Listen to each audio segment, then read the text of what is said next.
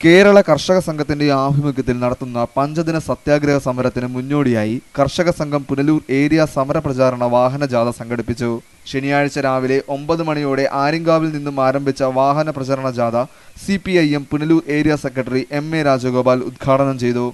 ഒരു രാജ്യത്തെ ജനങ്ങൾക്ക് ആവശ്യമായ ഭക്ഷ്യോൽപ്പന്നങ്ങൾ ഉൽപ്പാദിപ്പിക്കുന്ന മണ്ണിൽ പണിയെടുക്കുന്ന കൃഷിക്കാർക്ക് ഗവൺമെന്റ് ഒരു ആനുകൂല്യം നൽകുന്നില്ല എന്ന് മാത്രമല്ല, അവരെ ശത്രുക്കളെ പോലെ കൈകാര്യം ചെയ്യുന്ന അത്ഭുതകരമായ അപകടകരമായ ഒരവസ്ഥയിലൂടെയാണ് ഇന്ത്യ മഹാരാജ്യം കടന്നു പോകുന്നത്.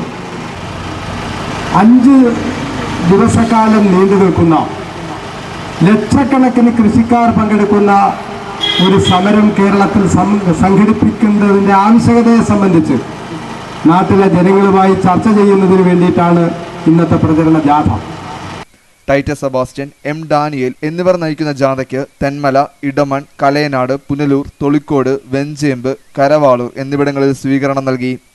കർഷക ആത്മഹത്യകൾ തടയുക, രാസവളം മിതമായ വിലയ്ക്ക് ലഭ്യമാക്കുക, കേന്ദ്ര സംസ്ഥാന സർക്കാരുകളുടെ കാർഷിക വിരുദ്ധ നടപടികൾ അവസാനിപ്പിക്കുക, വിലക്കയറ്റം തടയുക എന്നീ ആവശ്യങ്ങൾ ഉന്നയിച്ച് ഈ മാസം 24 മുതൽ 28 വരെയാണ് കേരള കർഷക സംഘത്തിന്റെ നേതൃത്വത്തിൽ കൊല്ലം പ്രസ് ക്ലബ്ബ് മൈതാനിയിൽ പഞ്ചദിന സത്യാഗ്രഹ സമരം സംഘടിപ്പിക്കുന്നത്.